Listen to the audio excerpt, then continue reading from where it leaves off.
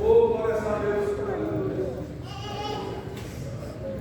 Quero comentar a todos com a paz do Senhor. Amém.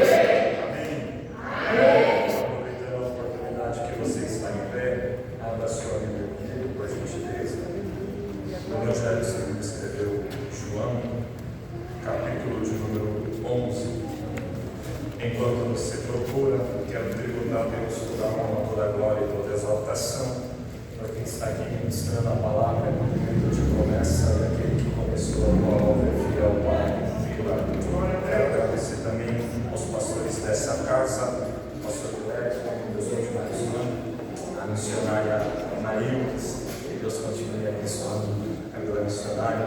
Também quero ser grato ao pastor Paulo, a sua missionária Marlene, foi a ponte para que nós pudéssemos estar aqui hoje nessa noite. Deus continue abençoando. Grato também pela minha esposa, minha baixinha, minha psicanalista favorita, te amo.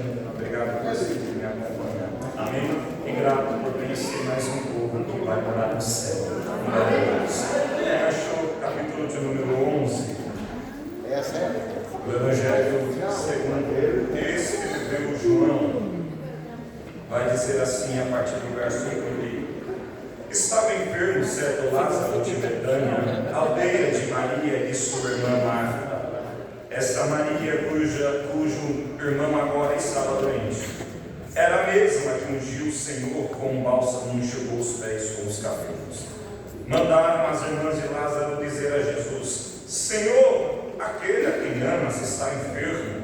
Quando Jesus ouviu isso, disse: esta enfermidade não acabará em morte, mas é para a glória de Deus, para que o Filho de Deus seja por ela glorificado. Verso de número 17 diz assim: quando Jesus chegou, já fazia 4 dias que Lázaro havia sido enterrado. Verso de número 21. Disse Marta a Jesus: Senhor, se tu estivesse aqui, meu irmão não teria morrido. Ainda agora, porém, sei que tudo o que pedires a Deus, Ele te concederá. Disse Jesus: teu irmão ressuscitará. Respondeu Marta: eu sei que ressuscitará na ressurreição no último dia. Disse Jesus: eu sou a ressurreição e a vida. Quem crê em mim, ainda que esteja morto, viverá. E todo aquele que vive e crê em mim nunca morrerá. Crês nisso?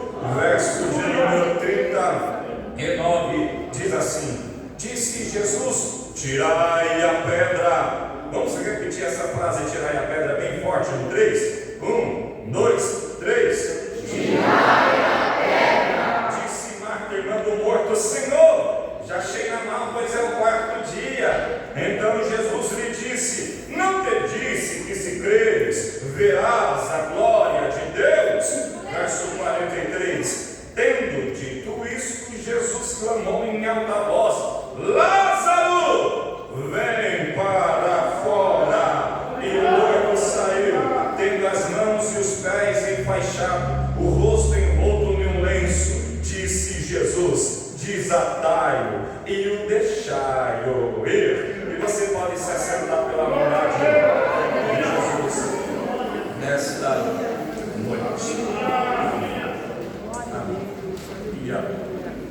O Evangelho de João é tido por alguns estudiosos como o santo do santo de toda a revelação bíblica.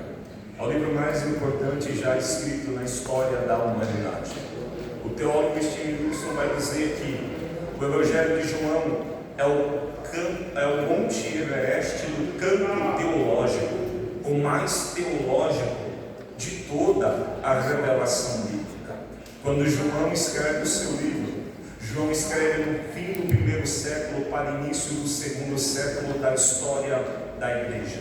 Os outros apóstolos já haviam sido mortos pelo viés do martírio, e os outros evangelhos já estavam circulando na igreja por um período de 40 anos. Vale ressaltar que quando eu falo outro evangelho, eu não estou insinuando que a nossa Bíblia tem mais de um evangelho. Não. A nossa Bíblia tem um evangelho, que é o evangelho de Jesus Cristo. escrito por 4 autores, ou em 4 perspectivas, sendo ela Mateus, Marcos, Lucas e João. Cada um vai escrever para um público determinado e descrever Jesus de uma maneira determinada para este público.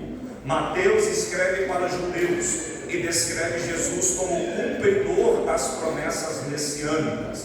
Marcos escreve para os romanos e descreve Jesus sendo o servo incansável do Deus vivo, o grande operador de milagres. Lucas, por sua vez, escreve para os gregos e descreve Jesus sendo o Filho do Homem, aquele a quem tem a filosofia perfeita, o humanismo perfeito. Só que João é diferente. Por que João é diferente? Primeiro, porque João não parte da mesma fonte de pesquisa, fonte petrina. Segundo, João não vai endereçar apenas para um público determinado. É dito que o seu livro é de forma universal, para a igreja, para todos. Terceiro ponto, Mateus, Marcos e Lucas, por ser considerados evangelhos sinóticos, porque partem da mesma fonte, ele descreve Jesus com uma característica especial, e nós chamamos de antropológica. O homem que cumpriu as promessas messiânicas, o homem que é o servo incansável do Deus vivo, o homem que tem a filosofia perfeita. João não. João vai partir de uma perspectiva diferente. Qual? Ele começa no capítulo 1, verso 1, dizendo: e no princípio era o verbo estava com Deus, e o verbo era Deus. Todas as coisas foram feitas por meio dele, e sem ele nada do que foi feito se fez. Então João parte de uma perspectiva dizendo que ele era Deus. No princípio era o verbo, e o verbo estava com Deus, e o verbo era Deus. Então ele está dizendo que o verbo era Deus. Paulo, em Filipenses capítulo 2, verso 5 adiante, Paulo diz assim: tendo em vós a mesma mente de Jesus Cristo, que sendo Deus, não usurpou ser igual a Deus, mas antes esvaziou-se, tornando servo, semelhante aos homens, e desceu, sendo obediente até a morte de cruz. Então Paulo está dizendo que a segunda pessoa da Trindade, que era Deus, se esvaziou e desceu. É o que João começa a descrever. No princípio era o verbo estava com Deus, e o verbo era Deus.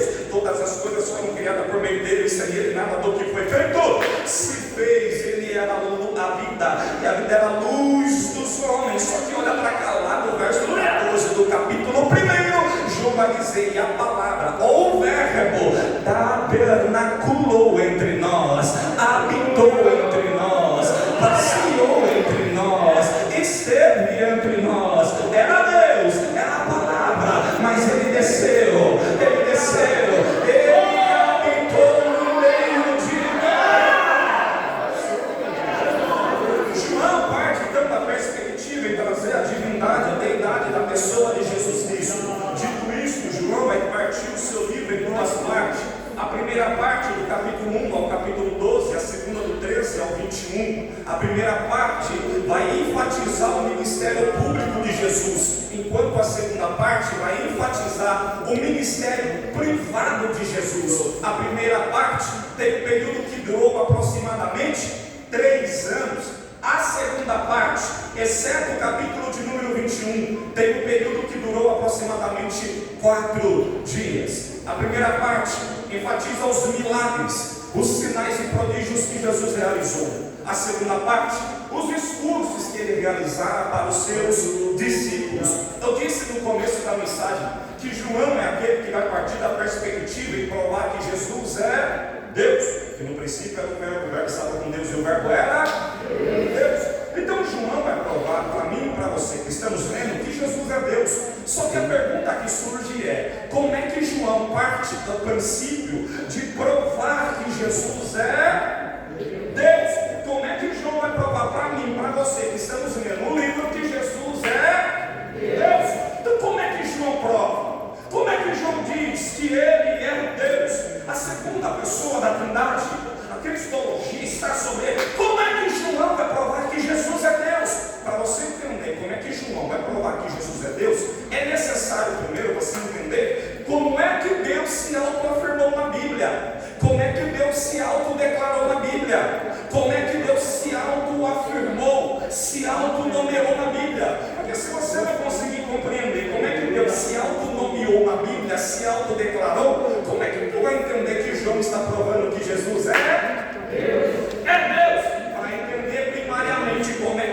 se autodeterminou na Bíblia. Eu te levo para Êxodo, capítulo de número 3. Moisés está apacentando as ovelhas do seu sogro Jetro, na região deserta de Midian, perto do monte Horebe. Tem um dia que ele vê uma visão, e a visão é o quê? Uma sarça pegando fogo. Você conhece esse texto? E ele vai decidir se aproximar da sarça. Há pessoas que dizem, não, o que chamou a atenção de Moisés era o fato da sarça estar pegando fogo. Mas será mesmo que era somente o fato da sarça estar pegando fogo que chamou a atenção de Moisés? Porque o texto dá detalhes que nos faz entender de fato o que é que chamou a atenção de Moisés. Primeiro ponto, e esse é o mais importante, contexto geográfico. Moisés estava na região deserta de Midian, perto do monte Horebe. Se é deserto, terra seca. Se é deserto, clima árido. Se é deserto, sensação térmica elevada. Se é deserto, umidade baixa. Se é deserto, região seca. E quando uma região tem essas características, acontece um fenômeno da natureza chamada combustão natural ou combustão automática. É onde o clima está tão seco, está tão quente, que as árvores, os matos, os arbustos pegam fogo de forma natural, sem ninguém precisar colocar uma chama sequer. Então dizer que Moisés, no deserto, que tem essas características, ele está impressionado em ver uma sarça pegar fogo? Não. Ele dá um detalhe para nós. Então qual é o detalhe? Lá no verso 3, no capítulo 3, Moisés vai dizer assim: vou virar para ver essa grande visão. Por que é que a sarça pega fogo? O detalhe está aqui, mas não se consome. Que negócio é esse que pega fogo e não se consome? Porque ver sarça pegar fogo, tornar cinza, cair ao chão e a chama acabar era normal. O anormal era permanecer de pé com a chama acesa. O anormal era permanecer levantado com a chama acesa. Difícil não é Deus nos incendiar nessa noite. Difícil é acordar na segunda, permanecer de pé com a chama acesa. Deus não quer apenas nos chacoalhar nessa noite, nos incendiar para na segunda, na terça, na quarta, tu cair e apagar a chama. Deus quer nos incendiar nessa noite, para tu permanecer de pé com a chama acesa, na segunda, na terça, na quarta, na quinta, na sexta, no sábado, no domingo, se entrar tu permanece de pé. Se chegar a festa junina, tu permanece de pé. Se chegar fim de ano, tu permanece de pé com a chama acesa. Quem crê nessa palavra?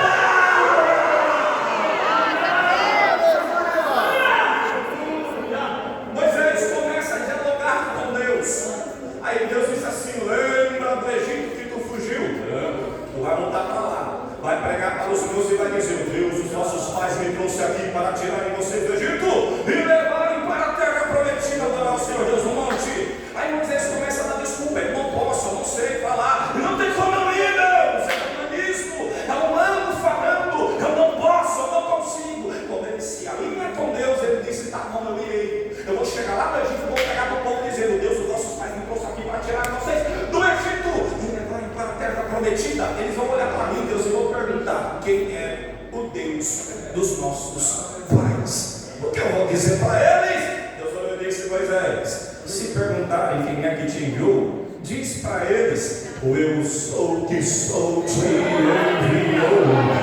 Eu sou que sou te enviou. E ele continua dizendo: isto será por geração perpétua. Então ele não muda, ele se autodeclarou, ele se autonomeou, dizendo que ele era o eu sou. O eu sou. E ele disse: geração perpétua, não muda, não vai ter soma de variações. Eu sou, eu sou. Então Deus se autonomeou dessa primícia, dessa particularidade dele. Então, para João provar que Jesus é Deus, ele é necessário João trazer uma citação direta, um episódio bíblico, uma frase de Jesus, do próprio Cristo, dizendo que ele era o eu sou. Eu sou. Só que João não traz para nós uma citação. Não. João traz 7 citações diretas, fora as indiretas, que o próprio Jesus Cristo diz que ele era o eu sou. A primeira citação, capítulo 6, verso 35, Jesus disse: eu sou o pão vivo que desceu do céu. A segunda citação, capítulo 8, verso de número 12, Jesus disse: eu sou a luz do mundo. A terceira citação, capítulo de número 10, verso 9, Jesus disse: eu sou a porta das ovelhas. A quarta citação, capítulo 10, verso 11, Jesus disse: eu sou o bom pastor. A quinta citação, capítulo de número 11, verso 25, Jesus disse: eu sou a ressurreição e a vida. A sexta citação, capítulo 14, verso 6, Jesus disse: eu sou o caminho, eu sou a verdade e eu sou a vida. A última citação direta, Jesus disse, capítulo 15, verso 1, eu sou a videira verdadeira. Eu não sei como você entrou hoje aqui nessa noite, mas se você entrou aqui precisando de alimento, ele é o pão vivo dessa casa. Se você entrou aqui em trevas, ele é a luz nessa noite. Se você entrou aqui precisando de uma porta, ele é a porta das ovelhas. Se você entrou aqui precisando de vida, ele é a ressurreição e a vida. Se entrou perdido, ele é o caminho. Se entrou precisando de uma verdade, ele é a verdade. Se você entrou aqui precisando ser enxertado na videira, como Paulo disse em Romanos 11, ele é a videira verdadeira. Quem crê nessa palavra?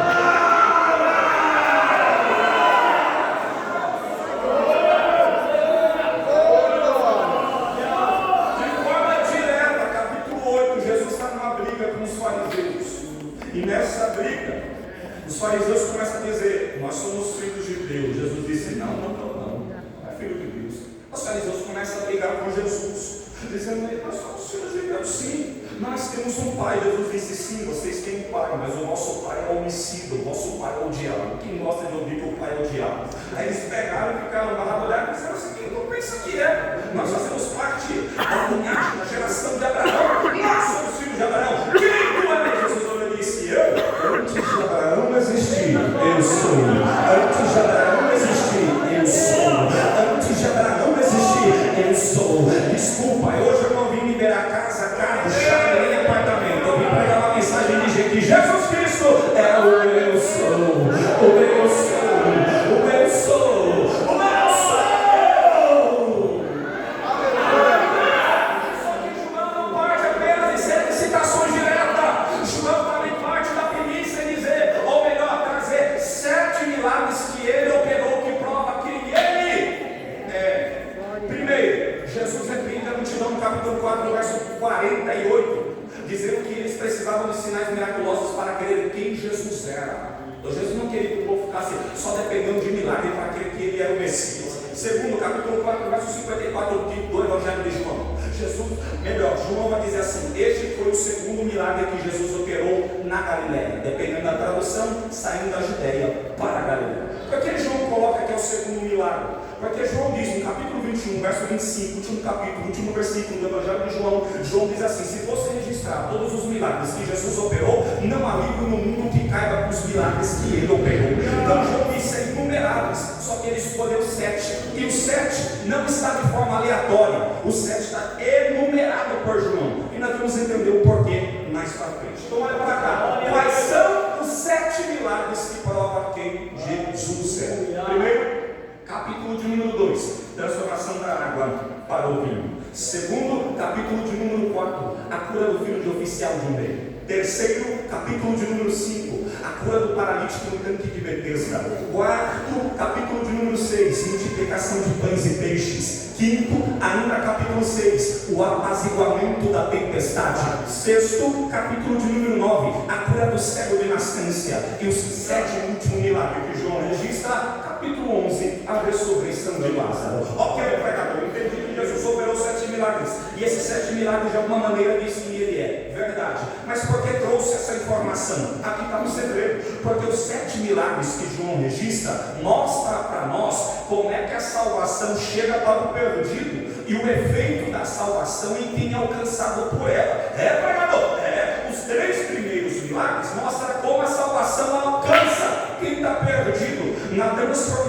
passagem da água para o vinho, a salvação vem pela palavra. Na cura do filho de oficial de um rei, a salvação vem pela fé. Já era para ter pecado. E na cura do paralítico do de Bethesda, a salvação vem pela graça. E os últimos 4 milagres, o efeito da salvação em quem é alcançado por ela.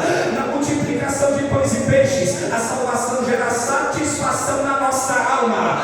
Na cura do cego de nascença, a salvação gera luz na nossa alma. No apaciguamento da tempestade, a salvação gera paz na nossa alma. E na ressurreição de Lázaro, a salvação gera vida para quem estava morto. E a unção da dona casa, ele tem satisfação para a sua alma. Ele tem paz para você nessa noite. Ele tem luz para você nessa noite.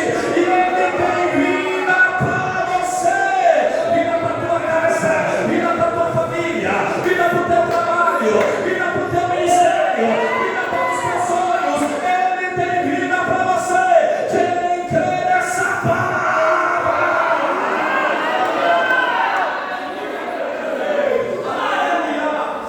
Olha para cá. Vou pincelar de forma bem rápida. João, toda vez que mostrou o milagre que Jesus operou, ele mostra a mensagem que Jesus pregou. Logo depois que Jesus operava o milagre, João fazia a mensagem. Capítulo 3, verso 2, Nicodemos só conversou com Jesus por conta dos sinais que ele operava. Jesus pregou para Nicodemos. Aí Jesus opera o milagre no capítulo 4, no capítulo 5, e ele prega sobre a autoridade do Filho do Homem. No capítulo 6, multiplica pães e peixes, acalma a tempestade e prega sobre o sermão do pão da vida. No capítulo 9, ele cura o cego de nascença, o cego correu para o templo, chegou no templo, foi expulso. Acaba o capítulo 9, entra o 10, Jesus prega no 10, o sermão do bom pastor. Ele diz: o bom pastor é aquele que não expulsa as suas ovelhas, é aquele que dá a vida para as suas ovelhas. Então, João mostra que toda vez que Jesus operava o milagre, ele pregava logo depois. E por que Jesus pregava? Vamos entender agora. Milagre é bom, sim ou não? Sim. Só que milagre salva, sim ou não? Não, não salva. Tira você do momento oportuno ali, mas não nos salva. O que é que salva? Paulo diz em Efésios capítulo de número 2, verso 8. Paulo vai dizer assim: ora, olha o que Paulo diz: vós sois salvos pela graça. Não é milagre, é a graça. Paulo diz: mediante a fé. Isso não vem de vós, é dom de Deus. Então Paulo está dizendo que não é um milagre. Paulo está dizendo: a graça é o que nos salva. Só que a graça opera mediante a nossa fé. E a fé não vem de vós, é dom de quem? Deus. Então nós já começamos a entender um princípio. Qual é o princípio? Paulo está dizendo assim: a graça vai operar, só que ela só vai operar mediante a fé. Então, se não tiver fé, tem problema até para ser salvo. O pregador, não fui eu, fui Paulo. Paulo diz: a graça vai operar mediante a fé. Ora, se o autor de Hebreus, no capítulo 11, verso 6, diz que sem fé é impossível agradar a quem? A Deus! Paulo está dizendo: sem fé tem que ser salvo por ele. Então, o que Paulo está dizendo? Então, vós sois salvos pela graça, mediante a fé. A graça vai operar mediante a nossa fé. Ô pregador, aí agora me pegou, porque eu achei que você ia para a igreja, você está no banco, estava tudo bem, minha caminhada. Não, precisamos exercitar a nossa fé. E o que é a fé? Hebreus capítulo 11, verso 1 vai dizer: ora, a fé é o firme fundamento das coisas que esperamos e a prova das coisas que não se veem. Percebe que fé não está associada nas coisas rápidas e naquilo que eu vejo. Fé é o firme fundamento das coisas que eu espero e a prova das coisas que eu não vejo. Então, fé está associada naquilo que eu espero e naquilo que eu não. O contrário da nossa geração de hoje. A nossa geração de hoje é uma geração que o termo que utiliza, é um termo psicanalítico que utiliza chamada geração dopaminada. Por que geração dopaminada? Você percebeu que para você parece um milênio de anos esperar 30 segundos na frente do micro-ondas esquentando aquele cafezinho gostoso? Você percebeu como você fica apreensível porque não enche a garrafinha logo? Você percebeu como fila parece estar demorando demais? Porque cada vez mais a nossa geração nos envolve para que as coisas acontecem de forma rápida. Até existe um estudo por detrás de filmes através de plataformas de Netflix, Prime, entre outras, que eles estão produzindo conteúdos hoje com cenas que duram aproximadamente rapidamente, 5 segundos, porque se passar de 5 segundos você perde o interesse da sua série ou do seu filme. Para você perceber como o nível da tecnologia aí fora está avançando para que cada vez mais a gente esteja acelerado. Não dá para esperar, as coisas têm que acontecer. E pior, eu tenho que ver, não posso crer em algo que eu não vejo. Tem que ser palpável, tem que ser tangível, tem que estar na palma da minha mão. E aí tem um problema, porque fé é o contrário disso. Enquanto aí fora está preparando para que uma geração seja cada vez mais acelerada e as coisas palpáveis na mão, fé continua sendo fé. O firme fundamento das coisas que esperamos e a prova das coisas que não. Nós estamos em um tempo em que cada vez mais a geração perde a fé. Ora, e quando tem fé, a gente tem uma fé pequena e quer se basear naquele texto de Mateus, capítulo de número 17, verso 20, que vai dizer assim: ora, se tiver, ele vai dizer assim, vai dizer assim: se tiveres fé do tamanho de um grão de mostarda, direis para esse monte sai daqui e ele vai para lá. É assim? Não está escrito se tiveres fé. Aleluia! Louvado seja Deus para sempre. Obrigado por tua obrigação. Lá não está dizendo se tiveres fé do tamanho de um grão de mostarda. Lá está dizendo se tiveres fé como grão de mostarda. E qual é a diferença? Tamanho e como é diferente. Pregador, então Jesus nunca associou o tamanho, não. A palavra original lá é como. É bem verdade que algumas atualizações de hoje, na transliteração da palavra grega, colocaram tamanho, mas não é tamanho. Pega uma corrigida vez, você vai olhar. É como grão de mostarda, porque Jesus não estava falando sobre o tamanho. Porque os discípulos chegou para Jesus e disse: não conseguimos expulsar o demônio desse menino. Por quê? Aí Jesus olhou e disse: por conta da falta de fé. Mas em verdade vos digo, se tiveres fé como um grão de mostarda, que esse mundo sai daqui e ele vai para lá. Como é que os discípulos que não expulsaram o demônio de um menino, Jesus ia olhar e ia dizer assim: não, mas se só quer qualquer aquele menino do tamanho do grão, você vai mover montanha na sua vida. Não tem coerência, você não encaixa no contexto. Jesus olhou e disse: se tiveres fé como um grão de mostarda. Pregador, então achei que era só ter uma fé pequenininha, que eu já iria remover todas as montanhas do meu caminho.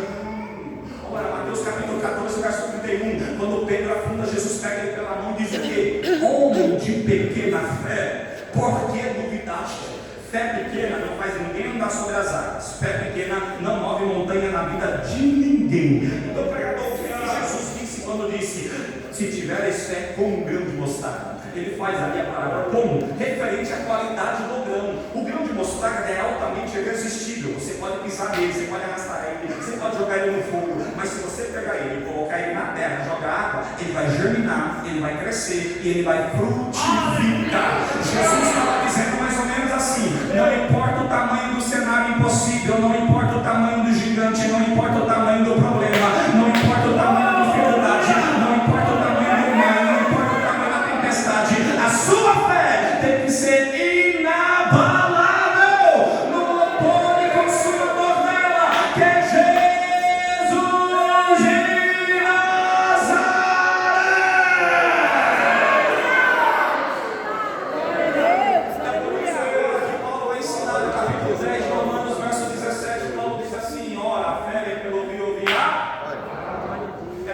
Jesus de milagre é bom, mas não gera fé no nosso coração. Mas uma palavra liberada, ela gera uma fé no nosso coração. E a fé faz entender o que Paulo disse em Romanos 8,18. Eu pensei que as aflições que vivemos hoje em dia não se comparam com a glória que há de ser revelada. Uma igreja que carrega a essência de Cristo não é uma igreja que corre atrás de milagre, é uma igreja que corre atrás de princípios da palavra, porque a palavra gera uma semente de fé, e a semente de fé faz entender, ainda que ele não abra a porta aqui embaixo, ainda que ele não opere o milagre, ainda que ele não cure, ainda que ele não me coloque lá dentro, ainda que ele não faça do meu jeito, um dia eu verei face a face, face a face. Discípulo que é discípulo não anda atrás de Jesus por aquilo que ele faz, anda atrás de Jesus por aquilo que ele fala, anda atrás de Jesus pela palavra. Eu não quero declarar mais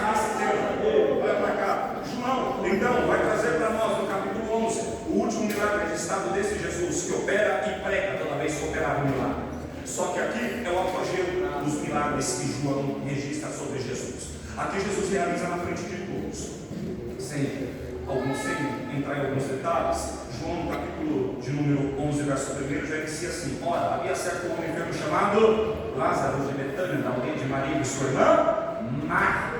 Essa estrutura gramatical do capítulo 11, verso 1, é uma estrutura que nós conhecemos como introdução de personagem. A mesma estrutura ele utiliza no capítulo 5, verso 5, quando ele diz: havia certo homem enfermo há 38 anos, e continua a história. Lá ele introduz o paralítico. Aqui ele está introduzindo Lázaro, só que ele não introduz Marta e Maria. E por que ele não introduz Marta e Maria? Lembra no começo do livro, quando João escreveu, Mateus, Marcos e Lucas já estavam circulando na igreja por um período de 40 anos, e Marta e Maria aparecem com Jesus em Mateus 26, Marcos 14 e Lucas capítulo 10. Então Marta e Maria já era conhecida, Lázaro não. Então ele introduz Lázaro e já diz: está enfermo. E as irmãs mandam uma mensagem para Jesus. A pergunta é: onde estava Jesus? Em Jerusalém? Sim, em Jerusalém. Capítulo de número 10 vai dizer que era festa da dedicação, era inverno.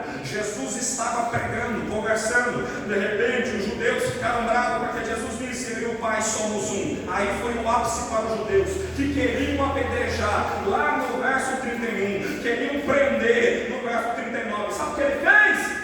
Ele decide sair no verso 40, e o texto diz que ele sai de Jerusalém e vai para a região inicial onde estava batizando João Batista. Que região inicial era essa? Capítulo 1 do Evangelho de João, verso 28, a região chama Betabara, ou dependendo da tradução, Betânia, além do Jordão. Esta região fica na região chamada Pérea, ao leste. Aonde está Marta e Maria é Judéia, ao sul. Então aonde estava Jesus e aonde estava Marta e Maria era 37 quilômetros de distância. Era um dia de caminhada naquela época, porque não havia automóveis para poder chegar mais rápido. Então, se era um dia de caminhada, vamos entender agora. As irmãs mandam uma mensagem para Jesus. Um dia de caminhada, a mensagem chega no segundo. Jesus ouviu a mensagem e disse: essa enfermidade não acabará em morte. Mas um dia, caminhando, chegou a mensagem para as irmãs no terceiro dia. Acalma o coração. Jesus disse que não vai acabar em morte, não vai morrer. E Jesus ouviu a mensagem no segundo, terceiro, ele chegou no quarto dia. Só que quando Jesus chega no quarto dia, o texto diz que Lázaro estava morto há quantos dias? 4 dias. Então escute bem isso daqui. Se era um dia de caminhada, a mensagem chegou no segundo para Jesus, no terceiro para as irmãs. Jesus chegou no quarto e Lázaro estava morto há 4 dias. Isso significa que quando a mensagem chegou para Jesus, Lázaro já estava morto há 2 dias. Só que Jesus disse que não era para a morte. Jesus disse: não vai morrer. A mensagem chega para as irmãs no terceiro dia. Calma o coração, não vai morrer. Mas Lázaro estava morto há quantos dias? 3 dias. Aí Jesus chega no quarto e Lázaro está morto há quantos dias? A pergunta é: como encaixar aquilo que Deus libera ao meu respeito com aquilo que eu estou vivendo hoje no meu presente? Porque eu sei que eu estou pregando para gente que tem promessa, tem chamado, tem uma palavra liberada pelo propósito de Deus estabelecido sobre a vida. Só que quando você pega aquilo que Deus liberou ao seu respeito, não encaixa com a sua realidade.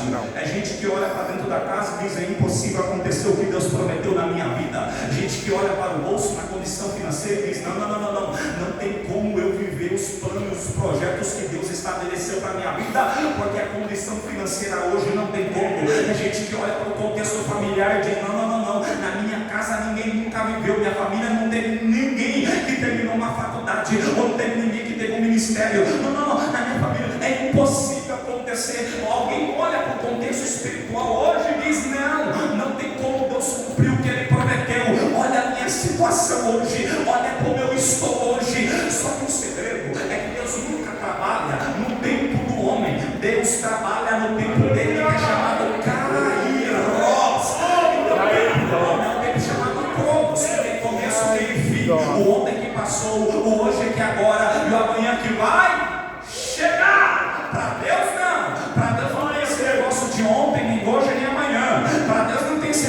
passado, presente e futuro. Só para nós, para Deus não, porque Ele é eterno. O ontem para Deus não passou. O ontem para Deus é. O hoje para Deus é. E o amanhã para Deus não vai chegar. Para Deus é. Não estou entendendo o mistério.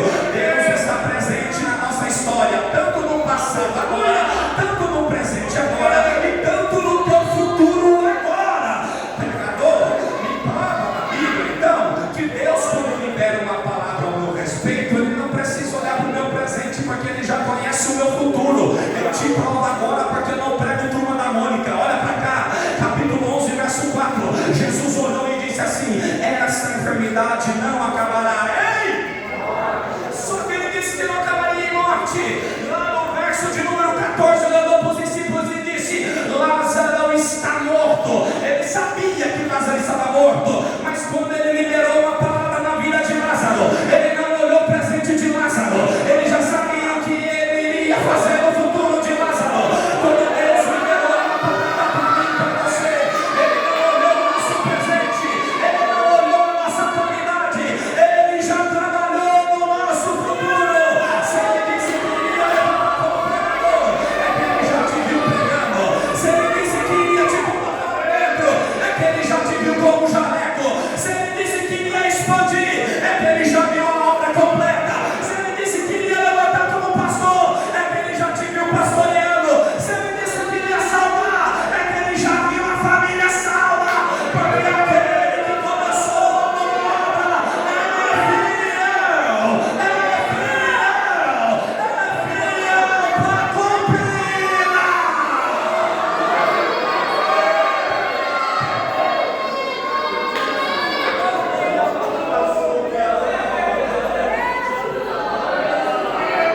Pode o diabo se levantar e tentar abrir uma cova no teu amanhã.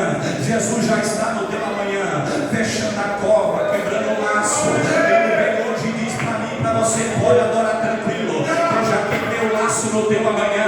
Pode adorar tranquilo, eu já fechei a cova no teu amanhã. Pode adorar tranquilo, eu já preparei o caminho de escape no teu amanhã. Pode adorar tranquilo, eu já preparei o culto de ação de graça na tua história.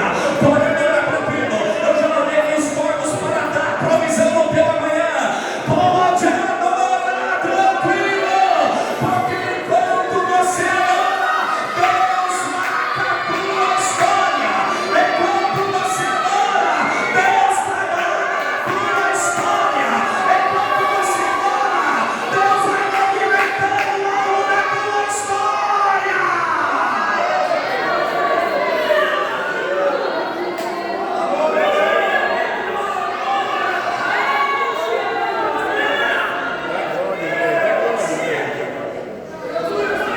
Para encerrar, até fechar, se não fechar a revelação do amor, Jesus chega, tem todo um enredo já com Marta e Maria. Outro dia eu venho pregar só sobre a falta de fé de Marta. O fator é que quando Jesus disse: me leva ao túmulo, chega lá, Jesus olha e disse: tirar a pedra. Porque Jesus poderia remover aquela pedra, sim ou não? Sim, porque Ele tem poder para isso. Há um episódio bíblico que diz que com uma palavra Jesus expulsou demônios e curou. Que palavra é essa? A Bíblia não diz, eu também não sei. Só que Ele tinha poder, com uma palavra, transformar aquela pedra, fazer ela evaporar no nível molecular. Só que Jesus olhou para os irmãos e propôs isso: tira a pedra. Há um autor, um teólogo, que diz assim: Deus não move uma palha sequer para aquilo que eu e você podemos mover, mas Ele move céus e terra para aquilo que eu e você não podemos mover. Pregador, eu preciso pagar o preço para receber meu milagre? Não. Esse negócio de pagar preço não é com a gente, porque Cristo já pagou o preço na cruz. Nós precisamos nos movimentar. É o que Tiago disse no capítulo 4, verso 8: a chegar em a Deus dele. Eu me movimento, Deus vai agindo conforme o meu movimento.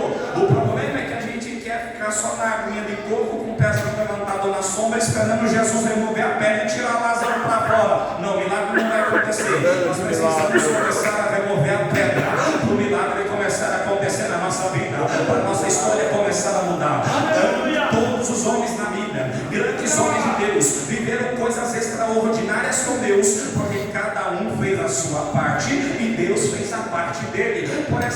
aqui é o final, capítulo 17 de 1 Samuel. Você lembra da história de Davi e Golias? Lembra, sim ou não? Sim. Davi vai vencer uma guerra. Só que vocês vão fazer uma dinâmica aqui. Eu vou falar quem é que a ação e vocês vão dizer quem é que está fazendo essa ação. Quem é que foi até o riacho pegar as pedrinhas? Quem é que guardou as pedras na bolsa? Quem é que foi até o gigante? Quem é que colocou a pedra na funda? Quem é que girou a pedra? Quem é que lançou na testa do gigante? Então a guerra foi vencida porque Davi se movimentou. Só que olha para cá, isso aqui é física básica. Se vem um objeto em movimento e bate no objeto que está parado, o objeto que está em movimento empurra, leva o que está parado. Que nem boliche, você joga, bate no que está parado, ele cai. Então se a pedra é o objeto em movimento que vem e bate na testa de Golias, para qual direção Golias tinha que cair? Vai ler, procura lá em 1 Samuel 17, Golias quer ir para trás? Não. O texto diz que ele cai para frente com o rosto no chão. Era Deus dizendo para Davi: Davi, faça a tua parte, lance a pedra, que quem derruba o gigante. Deus está dizendo nessa noite para mim e para você: faça a tua parte, e eu me encarrego de fazer a minha. Colocar o cajado nas águas é coisa humana, abrir o mar vermelho é coisa de Deus, clamar com a madre cerrada é coisa humana, abrir a madre de Ana é coisa de Deus, malhar o trigo no lagar é coisa humana, vencer a guerra com 300 é coisa de Deus, continuar morando por 7 dias é coisa humana, derrubar a mulher ao chão é coisa de Deus, profetizar o mundo é coisa humana, levantar um exército é coisa de Deus, crer numa promessa impossível é coisa humana, fazer a virgem engravidar é coisa de Deus. Deus está dizendo nessa noite para mim e para você: faça a tua parte, remove essa pedra que eu mudo a tua história, remove a tua pedra que eu mudo o teu ministério, remove essa pedra que eu mudo a tua casa, remove essa pedra que eu transformo a tua vida.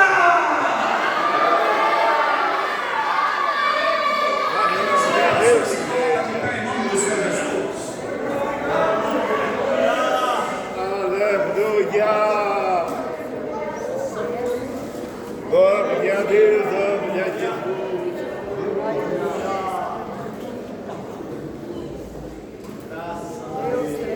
Glória a Deus, aleluia. Glória a Deus, aleluia a Deus. Percebe essa diferença? Existe pedra na sua vida que talvez é a pedra da falta de fé. Glória a Deus, aleluia.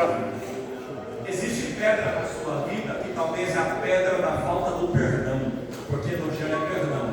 Aí você segurando esse rancor e Fala bastante, fala bastante. talvez a pedra na tua vida é o medo.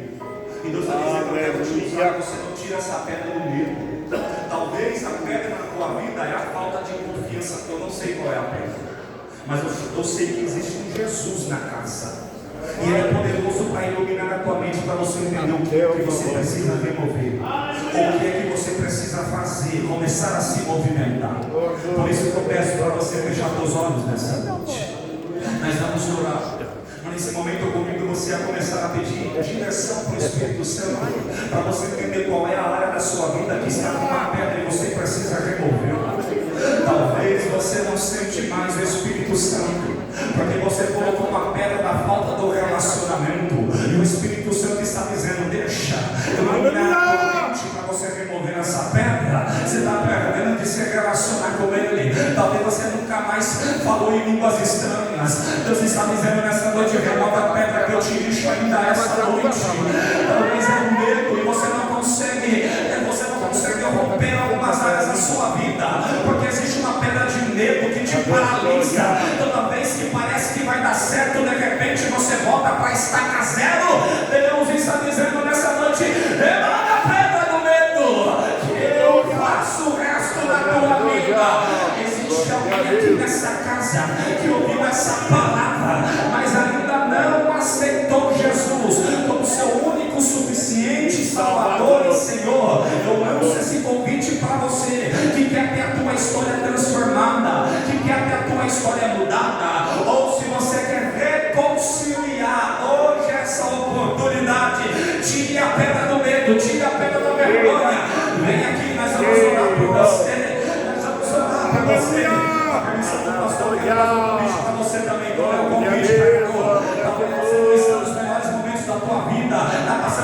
face. Eu convido você a sair do seu lugar e vir aqui. Nós vamos orar. Deus vai iluminar a tua mente, tu vai remover essa pedra e um milagre vai acontecer na sua vida.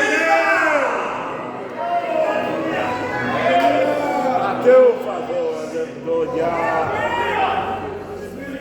Oh Deus!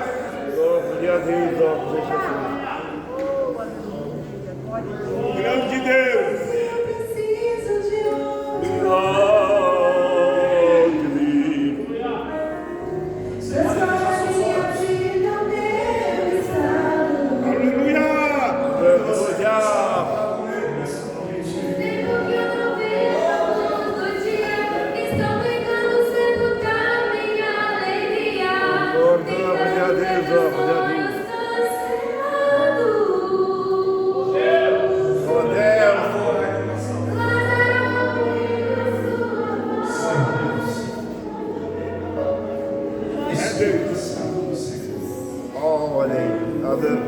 Aqui está o Pai.